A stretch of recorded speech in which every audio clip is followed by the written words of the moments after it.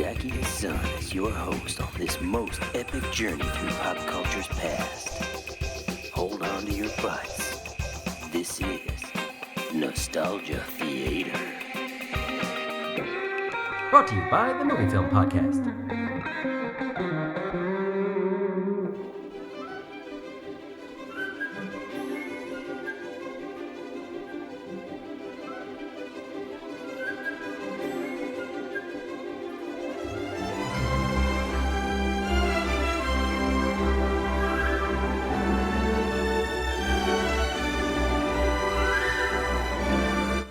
Hi everybody, welcome back to Nostalgia Theater. This is Zachy, and I am joined on this episode by a frequent guest who is here promoting a brand new documentary project that is right in line with the mission statement of this show. Mark Altman joins me in Nostalgia Theater. So, Mark, the documentary is 1982, The Greatest Geek Year Ever. And I have to correct you. Yes. I have to correct you. See, we didn't even start, and I'm correcting you. So now it's Greatest Geek Year Ever 1982. Oh, the TV docuseries. That's right. The movie was 1982 Greatest Geek Year Ever. Now you may ask yourself, why is that? Well, the hope is that there will be more of these. So that's why the title changed, because 1982 Greatest Geek Year Ever was definitive and over, and that's what it was.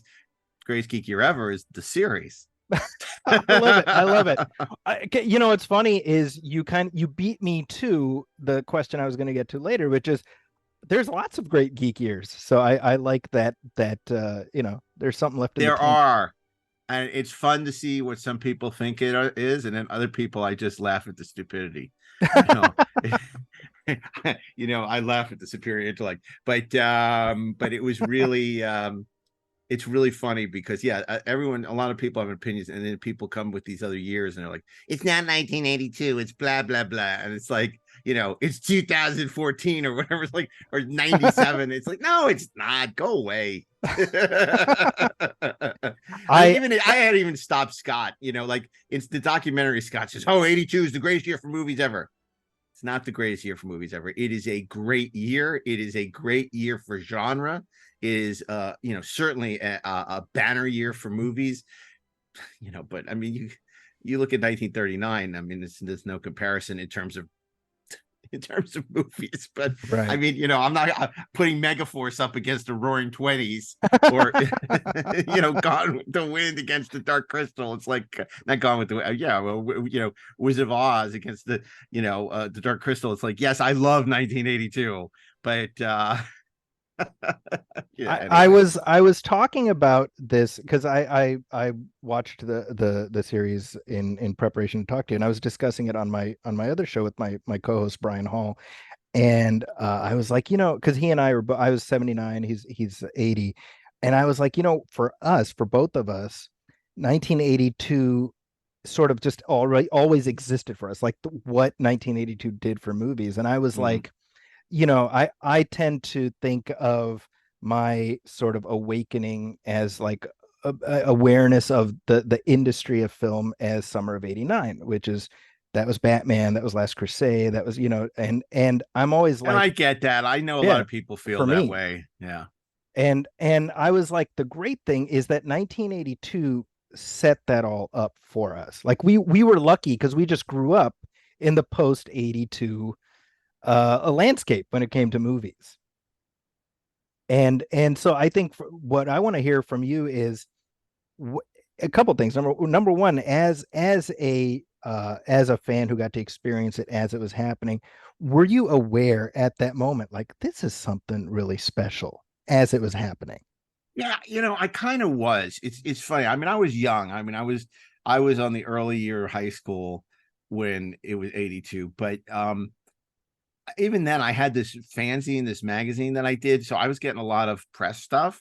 And I remember and I think this may have more to do with doing this documentary than anything. Universal sent me this thing called Universal Pictures of 1982, and they sent it to me at the end of 81, I guess. And it just felt, when I opened it, magical.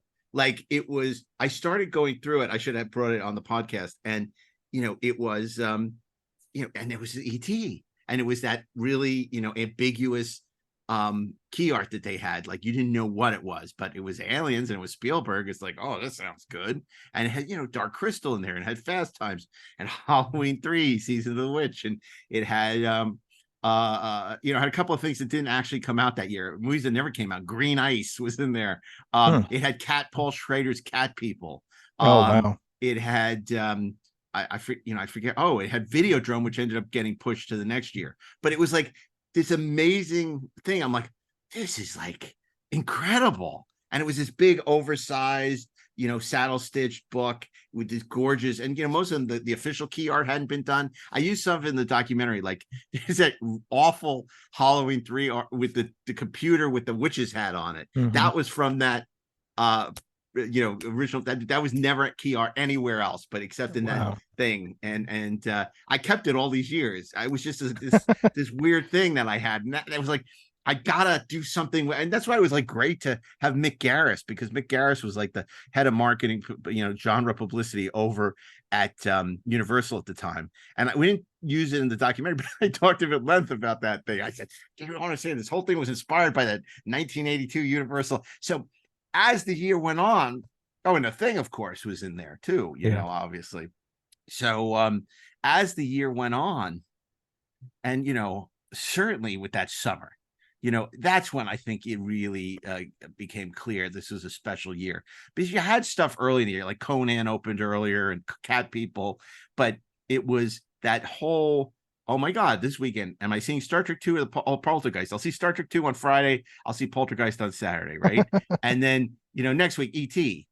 And then the week after, you know, it was Blade Runner and The Thing and Megaforce. And then you had Tron 2 weeks later. And it was just like, Road Warrior opened that summer. In Australia, it was a year earlier, but here it was, you know, and then you get into the fall and stuff like Rocky 3, and well, Rocky 3 was May, but First Blood. And I mean, it was just like, the hits kept on coming. And it was extraordinary. And for me, on a personal level, one of my favorite movies was The Verdict. And I always remember it was a movie I went to with my grandfather. He'd taken me, and, you know, it was like, I always loved going to the movies with my grandfather. He took me to see some great stuff. So like that. So on a personal level, it was a great year for me.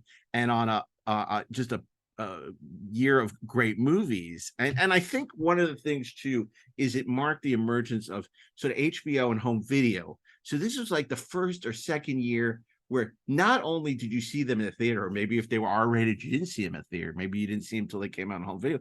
But then because of home video and HBO, it cemented in your mind, but you were seeing it over and over and over again. Like, I don't know if I'd seen a movie as many times as Star Trek 2 ever, because that was the first year you could buy, everything was rental for home video, but that was the year they waded into the sell-through market. So suddenly Paramount made Star Trek 2 and Officer and Gentleman available for $39.95. It was the first time that a studio was selling videotapes for affordable prices. Normally, the video stores would buy them for over $100. They would only rent them, and maybe some stores would sell used ones at the end of their life, right? But this was the first time they were actually trying to get the consumer to buy videotapes. So I bought Star Trek 2. It was the first videotape I ever bought, and I watched it all the time. And I personally didn't have HBO, but I had friends who had HBO. So then, you know, we'd watch Conan over and over again, and I'd give them a tape, and they would record Conan for me, and then I would watch it over and over again, you know, and stuff like that. So it was the first time, like, where this whole free enterprise of it all, where we're quoting dialogue from movies.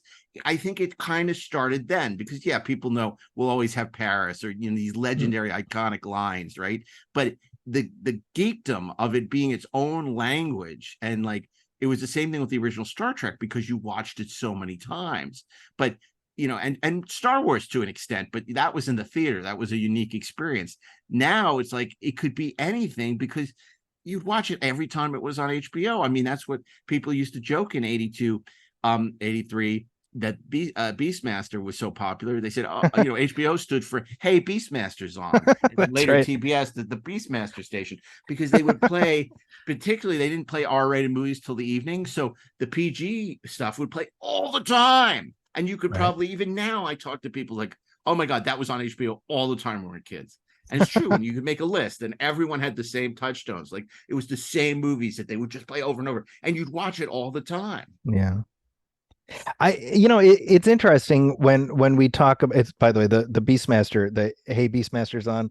I make that joke in my media classes to my students, and they're like, "What's a Beastmaster?" And I'm like, Yeah. oh, That's another thing that's good about the doc, Zachy. Like I feel like there's people of a certain generation that were there or adjacent to it who like love the memories and the nostalgia of what we're stirring up. But then there's this whole other group who are like, wow, this is a movie.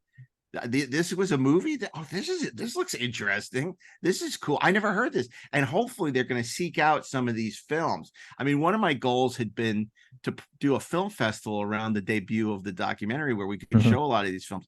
And it didn't really work out because we were going to try and come out for the 40th, but it took a while to finish it. And then, by the time we sold it and they scheduled it, it was the 41st anniversary. So the whole film festival idea went by the wayside. But I hope, and it seems like it's happening, that people are seeking out a lot of these movies, a lot, especially esoteric films, that maybe aren't Star Trek 2 and ET, and the top rung that everyone knows, and Right. the more obscure stuff they're looking like. I can't tell you how many people like, I never heard of Megaforce, but Right. man, that looks gonzo, and I got to see it. And I think with the Beastmaster, you see that to an extent. I think also, thankfully, with some of the comedies like Night Shift and My Favorite Year and Diner, I'm hearing a lot of people who like, I'm not familiar with that. I want to go see that now. So that's exciting. Well, and I do want to touch on Star Trek 2 very briefly because, well, I have the world's foremost Trek-spert with me, and You don't need to get nasty.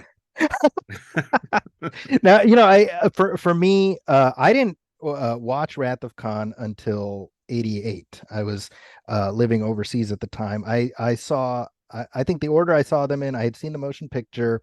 I saw Voyage Home, and then I saw Wrath of Khan. And I say this all the time. I'm like, so I was about 8 going on 9, and I say that I was aware of Star Trek all my life. I didn't mind Star Trek. Wrath of Khan in 88 is what made me a fan and a lifelong fan. And so, I mean, what is it about that film that has that effect? And by the way, I loved hearing Nick Meyer on the doc, because I just like hearing Nick Meyer. That's what I realized. I was like, just whatever he has to say, I want to pull up like a little a piece of carpet and just sit on the ground at his feet and just listen, because he just has a way of saying the most profound things. He does. And the thing about Nick is, and I realize this because look, Nick is a person who has a healthy ego, as I say, he's extremely smart and he knows it, right? But I find it's what I love about Nick is he takes this stuff seriously, Hmm. right? He grounds his genre in great literature. Like his way in is to look at it through a different lens. So to him, it's never, and I think this surprised him. I think when he got it, he needed the gig and it kind of was slumming. And then he kind of discovered the specialness of it Hmm. and how this is just as, just belongs on this, all the great literature. This can be something great. And he can bring all these elements to it, that he shouldn't condescend to the material. And I love the fact, because I do think there's this incredible sense of discovery with Nick. Nick was won over by the material. And of course, I love Time After Time too. But I think he's wonderful in the documentary. He's always a great interview. I've interviewed him a couple of times, obviously at festivals and retrospectives and for books and things.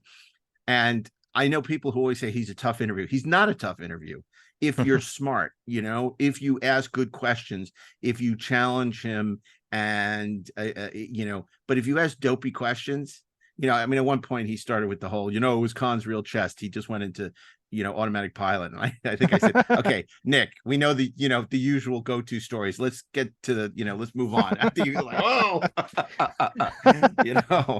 but I find him utterly fascinating. The thing that's amazing is, Nick has a couple of the stories that he repeats ad nauseum, but I'm amazed that you can do a little deeper. If you can get a little deeper, he just has amazing stories that sometimes even now, stuff I'd never heard before. And this wasn't specifically about Nick, but you'll see in part 2, where we do deal with Star Trek 2, there's this whole great thing that came up that I knew nothing about, that Kirstie Alley and Merritt Buttrick were actually cast by Gary Nardino in the TV division, not Nick, because the plan had been, if this movie had not worked, that they would spin off a cheapy TV series with Dave and Saavik. Never heard that before. No. And like, I mean, here I've been covering Star Trek most of my adult life, most of my kid life, and I never heard that story. So I love the Trek archaeology of it all, and I love the fact that we get to share some of these clips of these deleted scenes that never had been shown, and obviously I love shining a light on what Bob Salen did with the film, because he often doesn't get enough credit. He's overshadowed by Harv. That's right. And then, of course, having Eddie Egan, who's just remarkable, who as a kid I was dealing with. He was the publicist on these movies, and when I was doing my fanzine. So I love that through the podcast and now this documentary, I've become pretty friendly with Eddie, because he was sort of my patron saint as a kid. My gateway to Star Trek, that I was able to see all these movies. And go to press screenings and things like that, at a very young age, and see it in these marvelous theaters where I would go down to, in the Manhattan, to the Loews Astor Plaza, which was this gorgeous kind of movie palace in Times Square. And I would be able to, I saw Star Trek 3 there, and Star Trek 4, I was in college, so I saw that up in Boston. But, a lot of these, Star Trek 5 and Star Trek 2, I didn't see at a press screening, for whatever reason, I don't remember, but I saw it opening day like I did any of the other Star Trek movies, and it was just such a remarkable experience, because you knew this movie was special, Right. but I knew Star Trek the Motion Picture was special in a completely different way too. That's my one regret, is we don't break the narrative that Star Trek 1 didn't work, and that Star Trek 2 was the movie that made the Star Trek franchise live again. And that's not quite true, but the Star Trek motion picture story is a lot more nuanced, and this isn't a documentary about 1979. So everyone had the same, we're talking about Star Trek motion picture. It was that old story about it was too expensive, and then Star Trek 2 came along, so we had to go with that narrative. I kind of, and the Star Trek 2 segment couldn't be too long, could be the whole episode. I wish that we'd given Star Trek the Motion Picture more love, because obviously I love that movie, and I feel that its importance to the franchise, that I still feel to this day, like a lot of people, that's the only true movie in the Star Trek franchise, that the rest are glorified TV episodes done with a bigger budget. Of those including first Star Trek 2. Of those first 10, including the Next Generation Of all movies. of them, yeah. Even the JJ movies. Oh, I don't consider the Star Trek movies. I mean, they are what they are. I mean, they're fine. They're entertaining. They're fine. I don't put that in. I don't consider Star Trek movies. I mean, they're different something bucket. else. Yeah, it's a different bucket. It's not to bag on them. I mean, they're entertaining, but they're not Star Trek movies. Well, I'd like you to expand on what you were saying about the motion picture. You said that there is more nuance. I'd love to hear that, because to be honest, I mean, that's sort of been my, it spent too much, did all right, relation, but the cost was too much, and so I'd love for you to add some more texture to that. Yeah, well, look, I mean, the thing about Star Trek the Motion Picture, it was a huge financial windfall. I mean, it was a hugely successful movie. The reputation of Star Trek gets dinged by the critical reaction, which was all, stuff like Harlan Ellison calling it the motionless picture. But if you watch it, it's the only film that really has this huge cinematic scope. And at $43 million, it's a giant movie. I mean, it's like when Kirk lands, in the docks with the Enterprise, and it's this huge cargo bay, and he gets lost on the Enterprise. It feels big. There are people everywhere. You're going from Starfleet headquarters to Vulcan to, you're popping around, and these glorious effects, that are just, absolutely stunning. The sense of wonder, the sense of the universe. It's just a huge epic kind of, it's the last of the Star Trek films to be influenced by 2001, as opposed to everything else that's influenced by Star Wars. It's the difference between sort of a cerebral, heady mind trip versus action and space battles. And I love action space battles, so I'm not complaining, but I'm just saying it's you could say that Star Trek, and other people have said this too, that Star Trek the motion picture is the coda for a certain type of Star Trek, and it ends there. And Star Trek 2 launches a new Star Trek franchise, which is really interesting, because a lot of people of a certain age, a lot of people who are a little younger than me, probably more your age, they share your story where they discovered Star Trek, or they discovered a lot of people, their first exposure was Star Trek 2. And that was formative. That's where all these ideas that Kirk is just this, guy who jumps in where angels fear to tread, who's not thoughtful, who sleeps with anything that moves, has illegitimate children. That's where that whole image comes, because they don't really know TOS. They didn't grow up on the original series, and there's not the sense of, oh my God, Kirk is super smart, and the Corbin might bluff, and all this stuff, and very thoughtful and caring, and it's not like this mimbo, or this male bimbo, and so it really, you see with Star Trek, and then Star Trek 2 really becomes about Star Trek 1 opens with a space battle, which is sort of inconsequential to the whole thing, and arguably is one of the more entertaining scenes of the movie. But then Star Trek 2 is all about space battles, because it's the enemy below, right? So which is fine, which is great. It's balance of terror in a way, but the way the characters act, and the way that they sort of become the characters that we would know, like Scotty could not be more different from that point on than he was in the TV series. He becomes a comic relief, right? As opposed to like a really capable commander that he was in the TV series. Scotty was a great character, super knowledgeable, expertise, really, it could be funny, but wasn't, and then starting with Star Trek 2 on, he's just like, oh, okay, he's the guy we go to for the jokes. And it's a very different franchise starting with Star Trek 2. But that's okay, because things evolve and things move on. And obviously, if they kept going in the direction of Star Trek the motion picture, Star Trek probably wouldn't still be around today, right? They say Harv Bennett, Nick Meyer, the people who saved Star Trek. In a way, that's true, because look, and Star Trek the motion picture also gets a bad rap because it inherited the cost of all the failed development on the rebooted TV series that didn't happen, the rebooted movies that didn't happen. Obviously there was the disaster with the visual effects, with throwing out all Able stuff and redoing it on an accelerated schedule. So 43 million, that's not a $43 million movie. I mean, it is, but it didn't really cost $43 million to make that.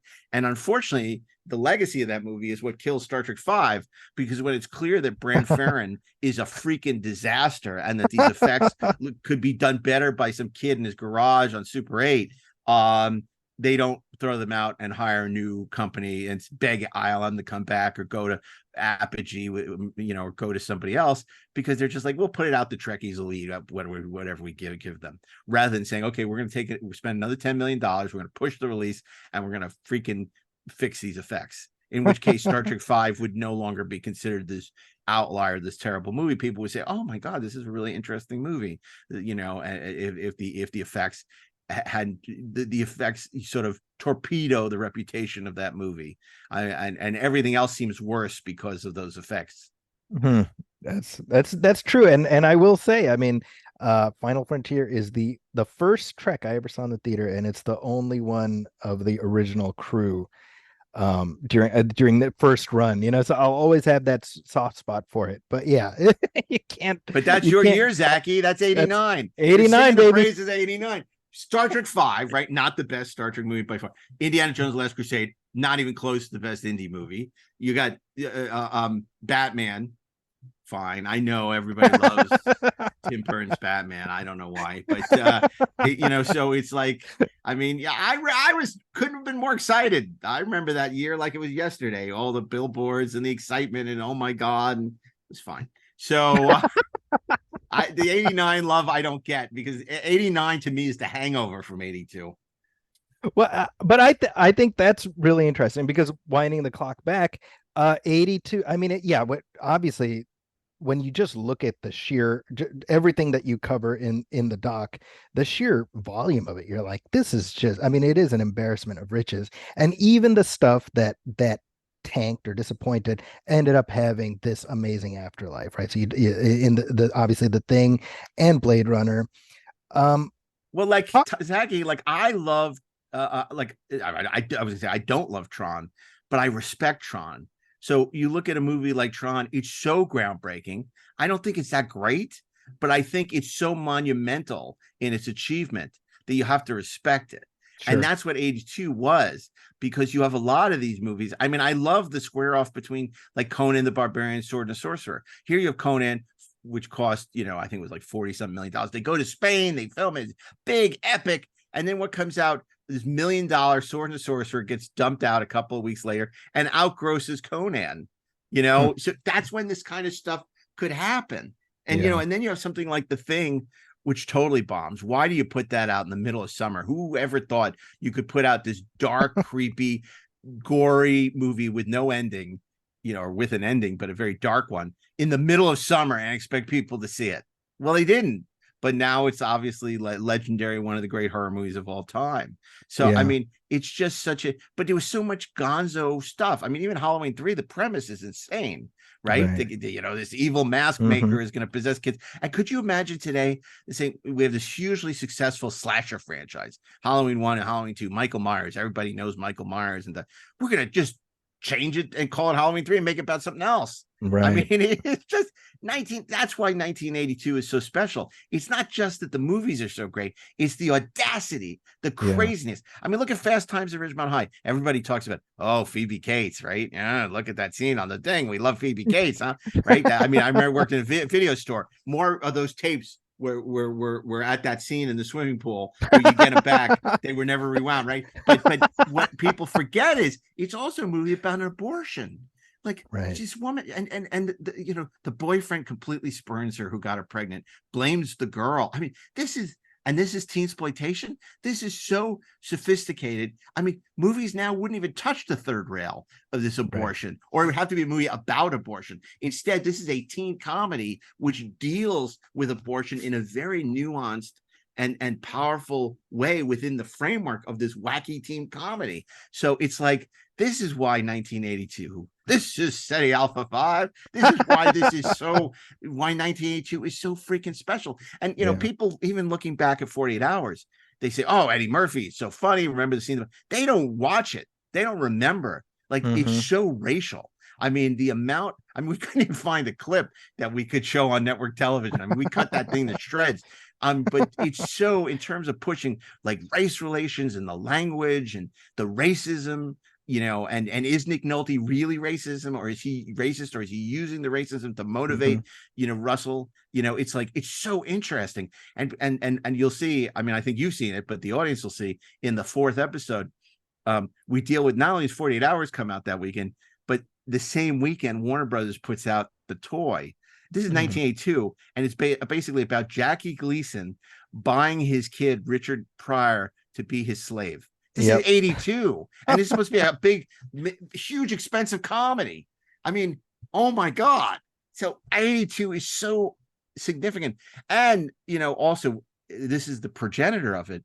But people don't think about it. We talk about, Luke Skywalker, or they take Indy in the new Indiana Jones, and they de-age him. And like, isn't this really cool? Like, he was the one he was in Raiders. Well, the progenitor of that, in a way, is Steve Martin and Dead Men Don't Wear Plaid.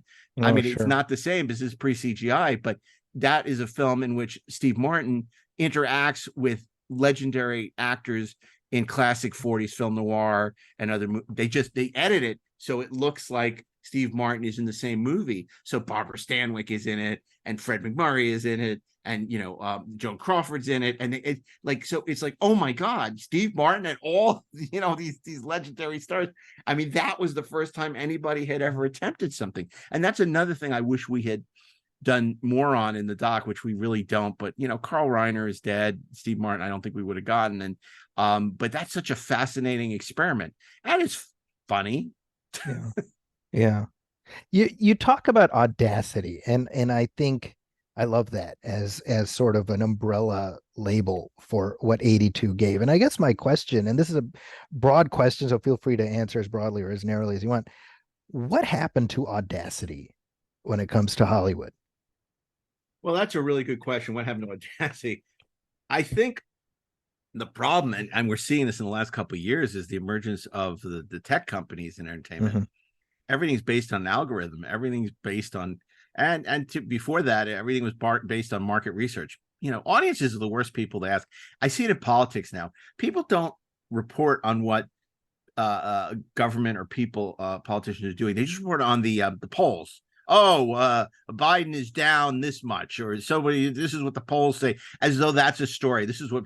Well, how can the people be educated if they're not getting reporting about that? They're just getting reporting about, the reporting. And it's the same thing with movies. It's like, by asking and polling people constantly and saying, did you like this movie? What scenes didn't you like? Da da da. And that's how they put out it's like, this is why you need people with vision. And back in the day, you had people like the Selznicks and the Xanax and people who had Thalberg and the great directors.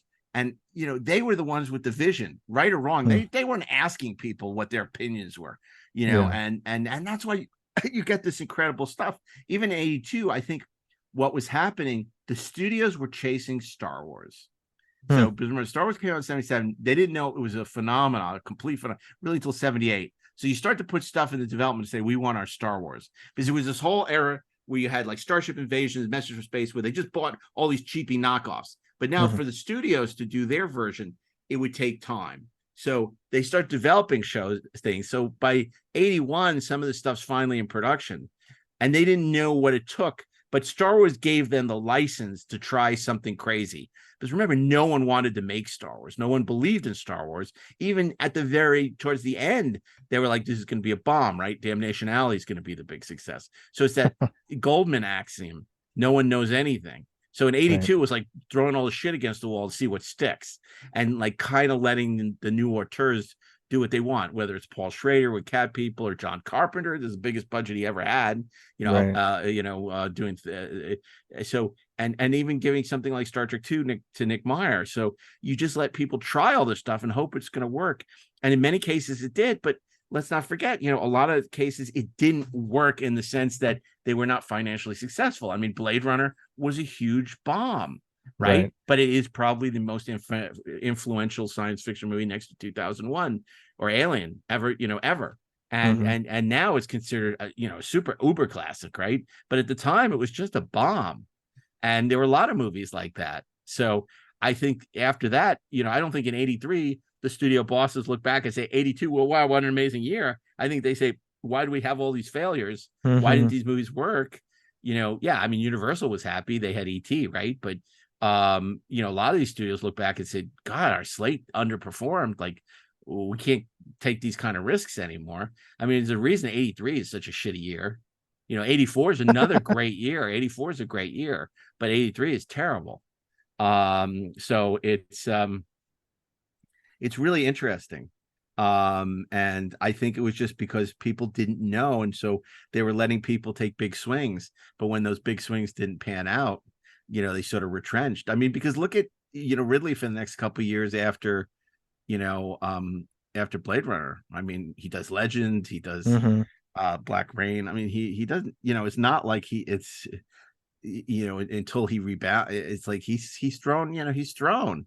And a lot of these people can't get financing on their next couple movies. I mean, John Carpenter got killed by The Thing failing. It's really interesting. I mean, Spielberg obviously has a huge success, and that but a lot of these movies didn't work. And even Poltergeist, which is such a great movie, they make the 2 sequels, but they don't know what it is about Poltergeist that made it work. And those sequels are a horrible. I was thinking that while watching the Poltergeist segment in the doc. I was like, man, they really shit the bed with the other ones. Like, I was like, it's like they're on another planet. Like, it's just I was having that thought as I was watching, just like, oh, there's just something about this first one. I totally agree, and it's because, and it's a lesson that anyone can take, that it's about you gotta make the audience care about the characters. If it's just about the horror, who cares? If you're not invested in the characters. With the thing, I think, you're talking about that ending. You're like, you can easily imagine the alternate timeline where Universal did a Invasion of the Body Snatchers, the original one, where they like, no, add the everything is okay ending, so that people aren't depressed. And you're like, had they changed that ending, you would have lost something really fundamental about what made that movie work. Well, I got to ask you, isn't that what would happen now? You cover all these movies. If they tested the thing now, wouldn't they then push it on the release schedule and reshoot the ending to give it a happy ending where Kurt Russell destroys the thing?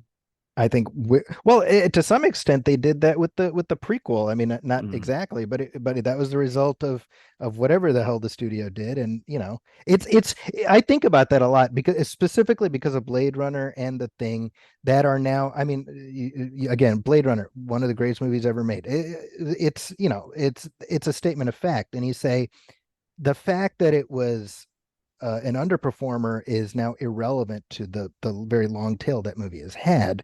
And you look at something like, and again, just using the Thing prequel as an example, which I don't think is particularly good, but whatever meddling they did, they ruined it forever. Right. Yeah. I mean, you know what Yeah. I mean? Like it Yeah. didn't even have a chance, Totally. And I think that is, part of the problem. Also, a lot of these, you got to look, even at the time, they were not particularly expensive movies. So it was easier to roll the dice. There was a lot less riding on them. And I love, and we had to cut some of this because for broadcast standards, but Paul Schrader talking about cat people and just how insane. Could you imagine a movie now greenlighting a film where this woman can only have sex with her brother or she'll turn into a giant panther, right? I mean, that is insane. That was Universal. That wasn't A24 or, that was Universal Pictures, a major April release. And I mean, that's insane. And who were the stars then? Natasha Kinski and Malcolm McDowell, right? I mean, Wow. and it's just and Paul Schrader directing. Paul Schrader now Lionsgate puts out these movies for a week, and his little movies that he makes for $1 million. But he was getting this big Hollywood budget. Yeah. I mean, that's why I loved having him in the documentary. I wish we could have used more of him, but like every word was a curse word or stuff, so it didn't really work for the CW. But he was great, and but that was also the year of like Basket Case and just or Cue the Winged Dragon, which is just now people wouldn't sit still because of dopey effects and everything, But at the time, it was just wild. I remember I loved Cue the Winged Dragon. Well, and by the way, earlier you mentioned First Blood, and that, to me, that's another great example of, I call Rambo the accidental franchise, because the fact that it started as First Blood and then ended up as whatever it Totally. became. It's, I mean, totally.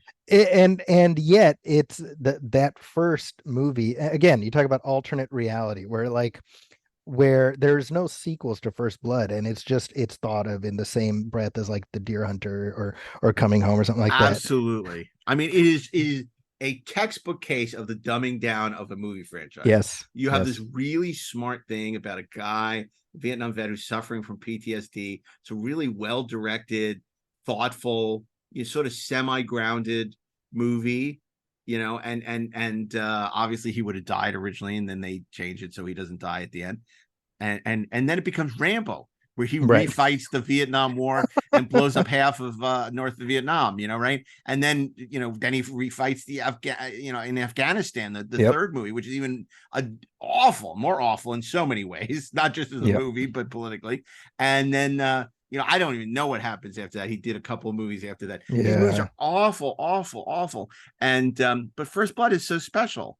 And what a great year for Stallone. I mean, to have Rocky 3 and First Blood. And I love what David Goodman says in the doc about Rocky 3. I never thought of it this way. I mean, I always thought of it as the beginning, a dramatic change, because Rocky 1 and Rocky 2 are real 70s dramas, and the 80s is like this big goofy, thing. But David Goodman sort of, he explains it in the best way. He says it's the beginning of a superhero movie, because you have Rocky as a superhero teaming up with his old nemesis Apollo Creed to fight the supervillain, to fight Thanos, Mr. T, right? And I'm like, that is so, I've never heard a better description of Rocky, Rocky 3, because it's a completely different Rocky 3 and Rocky 4 are as different from Rocky 1 and Rocky 2 as you can imagine. And the fact that he pulls off this course correction, and he also understands the difference. Sly inherently understands the difference between a 70s movie and an 80s movie.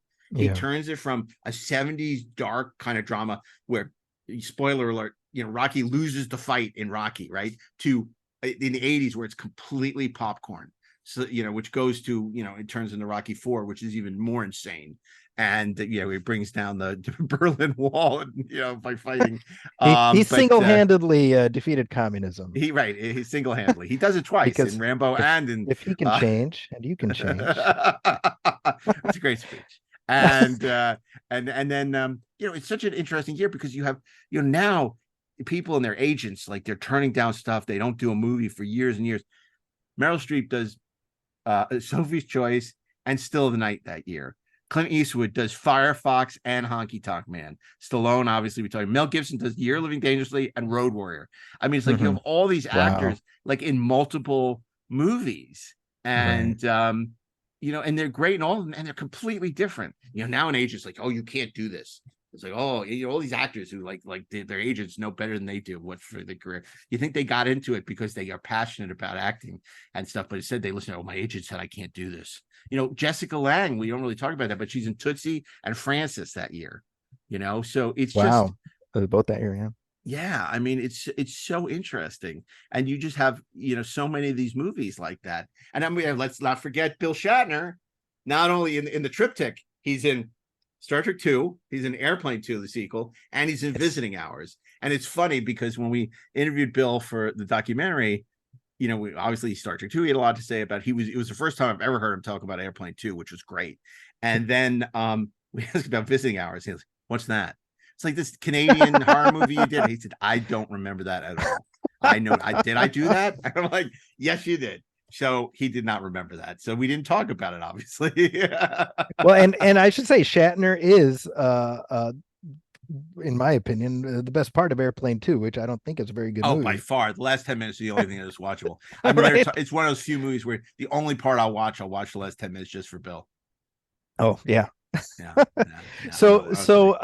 I know you've shouted out a lot of the people you got to talk to you in the doc. I was wondering if you could mention some of the other people you were able to get on camera and reminisce about. It's funny because people say, oh, who are the people? And it's like, we do the Ron Howards, the Nick Myers, and the Bill Shatners, and all these great people, and Leonard Maltin and Paul Schrader, and really great Mike Medavoy. But it's funny, my favorites are like sort of the esoteric ones that people don't know. Like, to me, one of my favorite things in the doc is we talked to Merv Block, who did the trailers for Conan, and we have the outtakes from his recording session with Orson Welles. That to me is that's so special to me. Like, I love that when we played the Orson Welles outtakes. Amazing. And there are a couple of people, like I said, Eddie Egan, who I don't think he's ever been interviewed on film, who's the unit publicist from Star Trek 2. Amazing stories because nobody's ever talked to him other than us on the podcast, obviously. And so phenomenal. So so it's a combination. And I think that's what makes the documentary special, the docuseries special, is that it's a combination of people who worked on the movies, who are high profile, and then people whose careers were shaped by these movies, in the same way that John Carpenter honored his growing up on the 50s. He did The Thing because he loved the Thing from the 50s, and Paul Schrader loved Cat People. So now we have a whole generation of people who are influenced by these movies in the 80s. So we have the Mark Guggenheims and the Zach Penns, and a lot of people who grew up on these movies talking about what these movies meant to them. And I love that. So it's what I call the professional fan, and then the people who actually made the movies. Because a lot of these talking heads documentaries, it's usually, we'll get a comedian and then we'll get the people who worked on them. But instead, what I and my partners, Roger and Scott Mance, did was to bring in people who had really interesting insights, because either they were film critics, like Sean Edwards, I think is phenomenal in the documentary, had great insights. And then, other people who may have a different perspective and a different view. I mean, I love Slim Richardson, who is a writer on The Boys, writer-producer on The Boys, who had a really interesting perspective on these films through his lens. So it's, I think, a really great combination of people, and I think that's what makes it so good. And knock on wood, so far the critical reaction has been superb. We'll see what the ratings are, but I think that overall the reviews have been stellar. People really, anecdotally, people really seem to love it, and I'm just so excited. So as people watch it, I mean, Saturday, when we talked, Saturday was the premiere. It's repeating Tuesday, July 11th, but it's going to be on every Saturday in July, and it's also available for free on the CW app where people can watch it anytime. And I hope that it's going to introduce these films to a whole new generation, and for the people who've seen them and love them, just bring back a lot of pleasant memories. Well, and I should say that I watched the first three, and then I was like, you know what, I'm not going to watch the last one. I'm going to wait because I want to watch it with my boys, because they've been immersed in all of this stuff. So this is I was like, oh, they're going to love this, and they're all, that's great. I love hearing that. And I was 16 lucky. and under. Well, that for me, this was special because this is the first of my many projects on which my son worked, and so he has a credit. Nepo baby, awesome. Co-producer. He earned it. He worked hard, and that made it special because it really is the next generation. It is passing on my knowledge to, and he truly is, a cinephile already at his young age. He knows what's good. I mean, his favorite movies are like Citizen Kane and nice. Raising them right. Yeah, so he has look, he loves Star Wars and he loves this stuff, which is great, but he could do a documentary on 1939. I mean, he loves the Roaring Twenties, is one of his favorite movies and stuff. So that's awesome. But it's been such a great process of doing these documentaries, and you're in for a treat with the last episode, because that's comedies and horror and the Oscars, and there's a big surprise obviously at the Oscars. But one of the real special things about that last episode is, we talked to Ron and Henry Winkler for Night Shift, and Henry at the end, who just loves that movie, he says, look, I got all this Super 8 footage I took on set that I haven't even developed. Would you be interested in that? I'm like, what would be? Hell yeah, we would. And so we got all his home movies from the set and developed it and telecined it and got to use it in the documentary. And so it's like a time capsule where we go back to the making of Night Shift. And it's great. And we love to spend time on these movies that maybe don't have great DVD or Blu-ray bonus features, that have never gotten the love. And so like doing that with Night Shift was a real joy. And then Fast Times, and we also have in the horror films, there's Forbidden World, which was Roger Corman telling Alan, the director, I want you to do Lawrence of Arabia in space. And by the time they went into production, he said, let's just rip off Alien. And it's like so many great stories, and then culminating with the Oscars. So it's and I think the way we land at the end is very emotional, and brings back a lot of memories. So I'm very happy with the way it all turned out. And obviously, if it's successful, then we hope to do more of these, because I hope you get to keep going. I know you have to jet, but before I let you go, I do. Last time I talked to you, we were discussing Nobody Does It Better, your book about the James Bond franchise. Oh, that was a while ago. Wow. It was a while ago, and it was at the outset of the pandemic. And No Time to Die was up and coming, and I cannot let you go without getting your thoughts on No Time to Die. We had such a nice conversation. Why'd you have to go ahead and ruin it by bringing up No Time to Die? I mean, this was so nice, and all these great movies and everything, and then you bring up that. I hate that movie with a passion. I was not a fan. I the biggest mistake, the problem with the Bond movies, they started to take themselves seriously, and look, Casino Royale is amazing. It's fantastic. It's one of the best Bond movies, but they learned the wrong lessons. They said, oh, now we can make all these really serious and gritty, and we can take 8 years between movies. And, it's one thing if they took 8 years between movies and like the scripts were like freaking genius, because, Bond movies, they used to come out one a year. Then they came out every 2 years. Right. And it's like, oh, if this wasn't good, there'll be another one in 2 years. Right. So now it's like, you're hoping you'll be alive for the next one, and it's so sad, because it's like, if you're taking 8 years for a movie, it better be the best freaking movie ever. I'd rather just see movies. That's what I love about Woody Allen. He used to come out with a movie every year, and some were masterpieces, and some were not very good. But okay, maybe next year will be good. Yeah. And I love that, and that was great, and you never knew what it was going to be. He could try things, and now it's kind of like 8 years between Bond movies, 5 years between. Think about between Spectre and No Time to Die, you had an entire Star Wars trilogy, 2 spin-offs, and 2 seasons of The Mandalorian.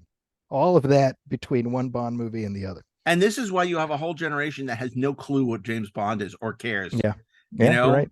They are so, because the problem is that, and I love Michael Wilson and Barbara Broccoli, and I remember interviewing him back in the day fondly.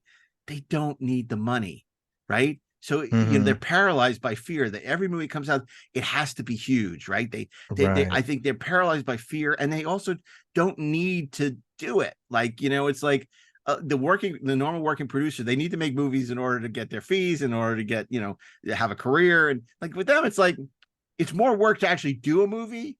Plus, galloping around the cosmos is a game for the young. Those movies are brutal.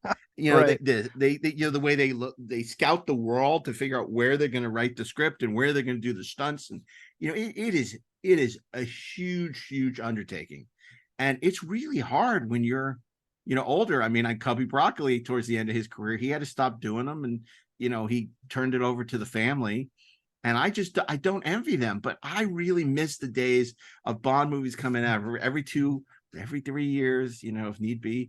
I mean, the fact that now it's longer, than between the litigation from License to Kill in '89 to Goldeneye coming out. And the only reason people were excited about Goldeneye was because the video game, was so popular. They got kids excited about Bond again. But now there's like, I don't sense any excitement except us old fogies that love Bond. Yeah. If anything, it's all about Ethan Hunt. And even that, we'll see how that does. I think it'll be big, but that people know Mission Impossible. But it'd be sad, because I think Bond is a special franchise, and I miss it. And I think it was a huge mistake to kill Bond. But the flaws with that movie go so far beyond killing Bond. I agree. The development of the villain, the plot. I mean, like all Bonds, there's some great scenes. The first 20 minutes are terrific.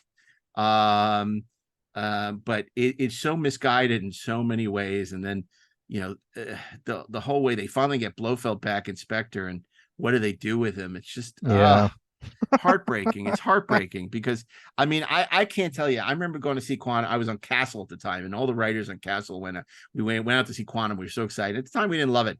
Quantum looks like genius now compared to the movies, compared to Spectre and No Time to Die. Like genius. That's my go-to movie. I love watching Casino Royale and Quantum back to back as a double feature, which is even better that way. But I was mortified by, and I couldn't understand this island where they said, and it's like a video first person shooter with him running around, and it's like, oh my God, you can finally do the old Bonds where everybody parachutes in and there's all this giant volcano fight. It's just James Bond running around like he's in a video game shooting people, and then I can't get off the island. You're gonna have to blow me up because I'm infected with this virus. It's like, oh please, this is what it took 6 years to develop this crap. So heartbreaking. Well, on that note, as it said, even at the end of No Time to Die, I'll paraphrase that, Mark Altman will return. Because always good to talk to you. I love having you on the show. Thanks so much for talking to us here. The series is Greatest Geek Year Ever 1982. That's right. You got it right. That's right. And you can watch on the free CW app, or all July long on the CW, unless you have DirecTV, in which case you'll have to watch it on the app.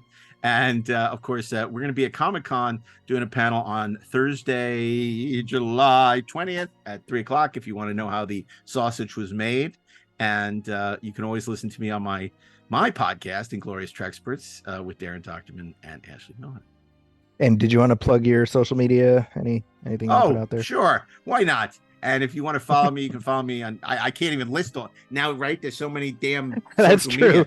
You can follow me on Threads or Twitter at Mark A. Altman, Instagram at Mark A. Altman, or of course the documentary at 1982 Movies on Facebook, Instagram, what else? Twitter. It's out there. Google his name and you will find him. I can't even keep track. thank you so much for coming back on. And again, you always have an open door here, so I hope I get thank to you. talk Well, to thank you for having very me. soon. Thanks for the kind words about the doc, and it's always good to talk to you. And as for me, if you want to seek me out online, you can find me on Twitter and other social media venues. Not quite as voluminous a list as Mark's, but I am at Zacky's Corner. That's Zakis Corner. You can also read my reviews at the San Francisco Chronicle, IGN, and various other venues. If you have any questions or comments for me, you can email us at moviefilmpodcast@gmail.com. You can also hit like on our Facebook page, facebook.com/moviefilmpodcast, and send us any messages there. As always, love hearing from you. And if you've got any questions or comments, I'm happy to read them on the show. So with that in mind, thanks everybody for listening, and I will catch you next time.